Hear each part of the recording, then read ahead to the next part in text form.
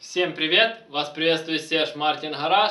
А мы продолжаем. И сегодня у нас очередная интересная тема, которая по вопросу подписчика. Тема называется «Как правильно восстановить постель распредвала». Очень актуальная тема, очень часто мне задают по этому поводу вопросы. И напоминаю, что также каждый из вас может прямо сейчас в комментариях написать свой вопрос или тему, которая его интересует. То есть, и я об этом сниму вам детальный видео-ответ. И если вопрос будет интересный, уже прямо завтра вы получите детальный видео-ответ в следующем видео. Также спасибо всем тем, кто ставит лайки, особенно тем, кто ставит лайк авансом. Ваши лайки очень важны для развития канала. И чем будет больше лайков, тем будет больше интересных познавательных видео для вас. Поэтому не ленитесь и прямо сейчас можете нажать на лайк. Итак, мы переходим к теме. Так как я занимаюсь доработкой головок блока уже 15 лет, то есть, и соответственно, каждый день их дорабатываю. Мне люди со всей Украины присылают свои головки блока на доработку. Кому интересно, на канале есть об этом много видео. Так вот, и очень часто сталкивается такой вопрос, ну и вот подписчик как раз в комментариях тоже написал, как восстановить постель распредвала. Очень распространенная проблема у 8-клапанных переднеприводных двигателей и иногда у 16-клапанных. И вот, допустим, если у вас 8-клапанник и такая проблема очень часто есть, стучит распредвал в постели, то есть вы начинаете там регулировать клапана, там менять стаканчики, искать, откуда этот противный звук, как будто там едете, а кто-то молоточком там сидит, какой-то гном стучит именно по вашему двигателю, и такой неприятный цокот, и с набором оборотов он чаще и чаще, то есть. И вы ездите к регулировщикам клапанов, он там колдует шайбами, что-то меняет, но проблема не уходит. Это значит, что у вас разбита постель распредвала. Почему она разбивается? Из-за основные причины это из-за того, что используете плохое масло, вы меняете не вовремя масло. Может, вы и меняете, и вовремя, и хорошо заливаете. Ну, если вы машину покупали не новую, вы не знаете, что было до вас. То есть, как там ездили, как эксплуатировали. Что происходит? Постель распредвала, будем так сказать, является крайней точкой в масляной системе. Ну, образно, грубо говоря. Потому что масляный насос находится снизу. Пока он прокачивает через блок масла, пока его закачивает в головку, потом через масляные каналы головки на распредвал. И уже с постели распредвала, грубо говоря, в обратном порядке. И очень часто вы видите, вроде давление масла у вас нормально. И еще такая распространенная проблема тоже убивается после распредвала, когда у вас, допустим, масляный насос устает. Или, допустим, у вас двигатель уже там, вкладыши были подуставшие, вы ездили, и вы себе сделали капиталку, там шлифанули коленвал, вы шлифанули поставили новые вкладыши, все, сделали капиталочку, а про голову, что вы не подумали, что не только вкладыши изнашиваются, но и постель в распредвале, которая, грубо говоря, там нет никаких вкладышей, там просто тупо алюминий, об который трется стальной распредвал, и, соответственно, при этом он крайняя точка, и, соответственно, давление до него доходит в последнюю очередь. И то, что вы, во-первых, видите, датчик находится чуть, будем так говорить, тоже он в головке, но все равно еще после него только идут уже масляные каналы, которые подают на распредвал.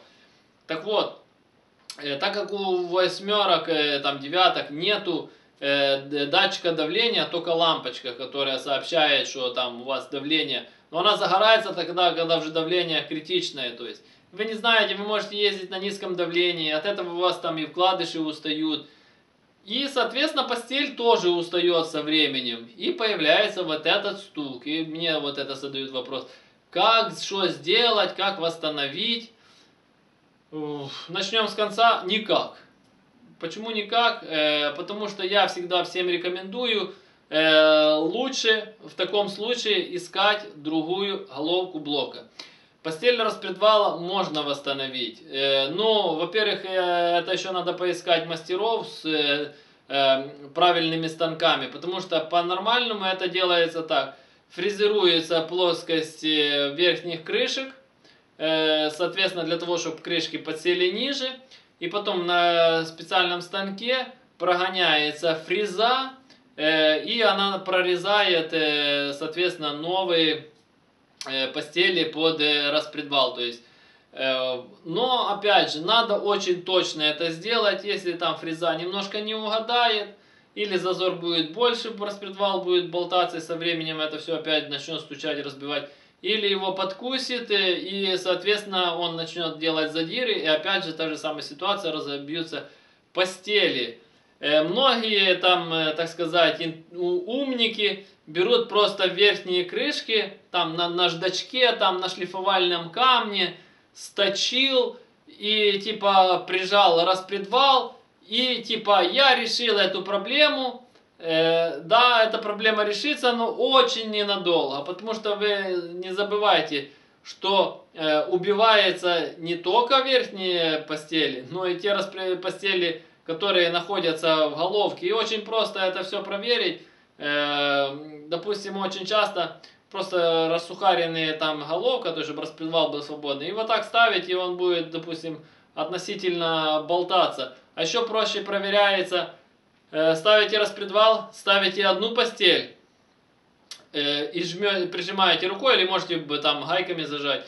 И за вторую сторону вот так его. Если он болтается, соответственно, там уже постель разбита. И потом в обратном порядке. Эту сняли, эту поставили. И вот так проверяете.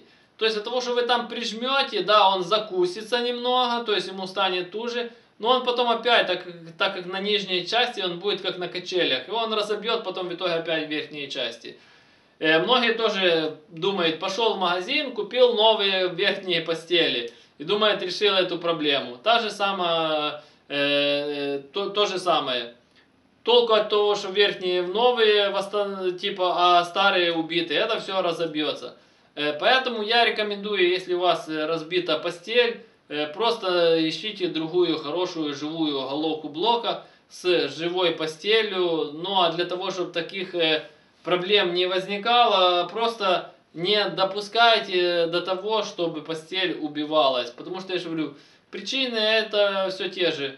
Масло, давление, и катаетесь на убитых двигателях до последнего, потом капиталите низ, а потом вспоминаете, что голова застучала. То есть, ну и так же само сам распредвал, то есть нужно смотреть на его состояние. Если была убитая постель, соответственно, она даст износ и на шейке распредвала. Поэтому, если вы нашли другую голову, посмотрите, во-первых, на состояние распредвала не только постелей. Должны быть живые и постели, и должен быть живой распредвал. Вот так же самым простым способом это проверяется, чтобы оно не болталось.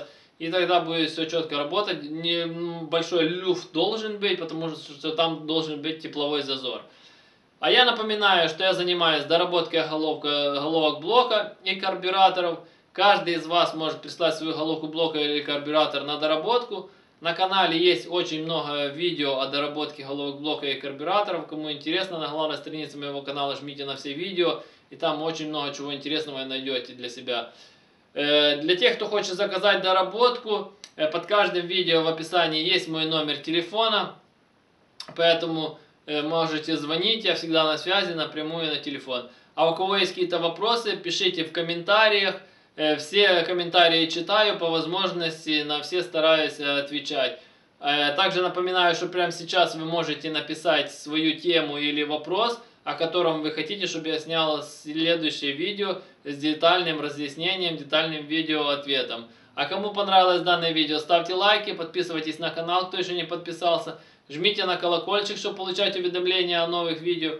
YouTube поменял свои логарифмы, то есть и соответственно теперь для того, чтобы получать уведомления о новых видео, нужно быть не только подписанным на канал, но и нажать на колокольчик. И это вы можете сделать прямо под видео сейчас. Под видео есть, возле значка. Подписка, есть колокольчик, нажимаете на него, или на главной странице моего канала, тоже возле значка подписка, есть колокольчик. Нажимаете, и вам будут приходить уведомления о новых видео. Потому что я за день выпускаю очень много видео, и можно пропустить много интересной, полезной информации о вашем автомобиле. Делитесь данным видео со своими друзьями, для того, чтобы канал развивался быстрее, и тогда будет больше интересных, познавательных видео для вас. Всем спасибо за внимание, всем до свидания.